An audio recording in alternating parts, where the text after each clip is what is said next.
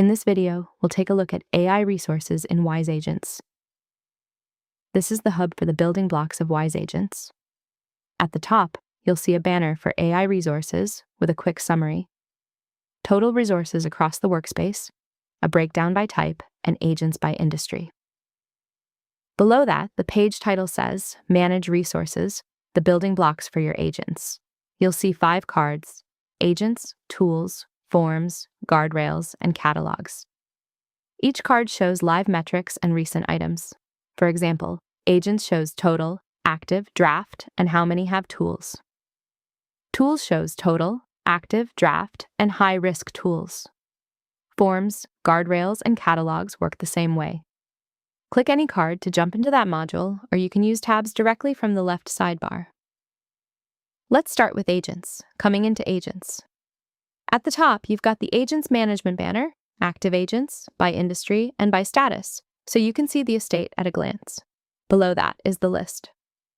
Search with search agents, filter by status, draft, active, inactive, archived, filter by industry, and clear filters if you need to. Switch between show cards and show table. On the right is Create Agent. Let's create one. Click Create Agent. You'll see 2 options, blank schema or upload YAML. We'll take blank schema. A side panel opens, Create New Agent. First is a welcome step for AI agents and workflows. Click Next. Now you move through the builder step by step. Step 1, Use Case. Pick the agent type, LLM agent, static agent, or group agent. Choose an industry, then select one or more use cases. You can set a primary use case with Set Primary. When that's ready, continue. Step 2, Identity. Name and describe the agent. For LLM agents, you can use Ask AI to draft this to fill things in. Set the lifecycle, draft, active, paused, or archived. Pick a model and adjust temperature if you need to. Step 3, Prompt. This is where you configure behavior. The system prompt, plus input and output schemas. If you chose a group agent, this step becomes design, where you design the group workflow instead. Step 4, Tools. Search and attach the tools this agent can call and set how they should run. Group agents skip this step because tools live in the design. Step 5, Review.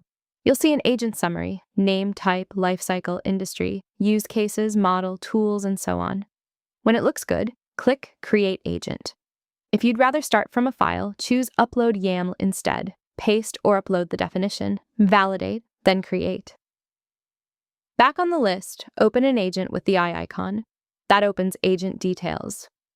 Across the top, you've got actions like Test, Clone, and Deploy. Inside, there are tabs, Overview, Configuration, Evaluations, and Settings. Overview shows the prompt, schemas, details, and tools. Evaluations lets you run tests. Settings is where you edit, clone, or delete. Once agents exist, they're ready to drop into Workflow Studio as agent nodes. Next is Tools. How agents call systems and take action. At the top, Tools Management shows active tools by category and by type. On the list, search with search tools, filter by type. REST API, LLM function, database, webhook, GraphQL, chain, and more. Filter by category and source, system templates, uploaded templates, clone tools, my tools. Toggle cards or table, then click Create Tool. The Create sheet opens with a welcome step for tool workflows. Click Next. Here you'll see 5 paths: blank tool, from catalog template, clone existing tool, upload YAML, advanced tool builder. Now let's walk through each path. Blank tool, the quick, no-code path. Open Quick Create Tool. Optionally ask AI to draft this, then set name, slug, description, category, tags, task instructions, input contract, output instructions, model, risk, side effect, temperature, and whether approval is required before execution. Click Create Quick Tool. From Catalog Template, search templates, then clone template. If nothing's there yet, you can go add a catalog. Clone existing tool. Search tools you already have and clone one. Upload, YAML. Paste or upload a tool definition, validate, then create. Advanced Tool Builder for full control. You'll get another welcome, then the full form, name, slug, description, safety metadata, when to use, when not to use, risk level, side effect, life cycle, then tags, category, and tool type. Depending on type, you configure REST, GraphQL, webhook, database, code, MCP, LLM, or chain. You can also link a reusable connection from connection settings. Finish with Create Tool. As I explain all the 5 paths, choose any one path according to your requirements and create tool. Back on the list, open a tool with the eye icon. That opens tool details, export, YAML, edit, and tabs for test, configuration, contract, and advanced. On test, you can fill input parameters, run validation, and see the output. Without tools, agents can reason. With tools, they can act. Next, coming to forms. Forms are structured human input for human-in-the-loop steps, approvals, clarifications, anything a person needs to fill in during a run. At the top, Forms Management shows active forms by domain and schemas. Search with search schemas, switch cards, or table, then open New Form Schema. You've got 3 options: blank schema, create from template, or upload YAML. Let's do blank schema. The sheet says Create Form Schema.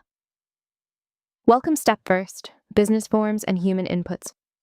Then next, you can ask AI to draft this, then fill in label, key, description, domain, universal, BFSI, ITSM, HR, legal, submit label, and output variable.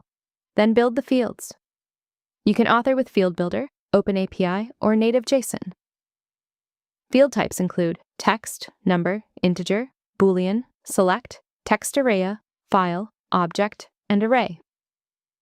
Mark fields required, add placeholders and options where needed. When you're done, click Create Schema. From template or upload. YAML works the same idea. Pick a template or upload and validate. Open Form Schema details to review configuration, metadata, and each field.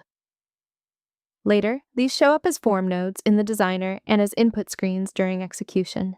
Next is Guardrails, safety and validation for agent behavior. In simple terms, a guardrail is a rule that checks what an agent is doing, and if something looks wrong or unsafe, it can stop, warn, or send it for review before the workflow continues. Guardrails management at the top shows active rules by status and policy lists. You'll see 3 tabs: Guardrail Rules, Catalog, and Policy Lists. Search across them, toggle cards or table. Here, click Create Guardrail. Options are blank, create from template, or upload YAML. Blank opens with a welcome for AI safety and policy controls. Click Next. Use Ask AI to draft this if you want, then fill in slug, label, description, field path, domain, and scope. Either node for per node checks or pipeline before the workflow runs. Set priority. Pick a validator, like value in a forbidden set, rejects, context equals, or always trigger. Then choose. On match, auto reject, manual review, request clarification, root, or warn, and continue. You can tune validator and on match config and decide if it's bypassable. Click Save Guardrail. On the Policy Lists tab, click Create Policy List, slug, label, description, version, domain, and the list of values. These are reusable sets your rules can reference. The Catalog tab shows shared guardrail templates from uploads. In Workflow Studio, these attach as guardrail nodes or pipeline-level rules, so workflows stay compliant as they run. Finally, we have catalogs. This is where we upload reusable YAML or JSON templates for the whole workspace. Catalogs management shows catalog uploads by type and by status, live, pending, error, and so on. Search with search catalogs, filter by type, node, tool, guardrail rule, form schema, AI assistant, and click Upload Catalog. The sheet walks you through it. First, you will see the welcome screen with catalog workflow diagram, then click on Next, Then choose the catalog type and paste or upload the YAML/JSON content. Click Validate and Preview. If validation passes, review and click Register Now. You'll see registered successfully, then close. From the list, you can view catalog details, copy the YAML, or delete it with confirmation. Once catalogs are live, they feed tools, forms, guardrails, designer node templates, and ask AI assistants, so the team reuses patterns instead of rebuilding from scratch. So that's AI resources end-to-end.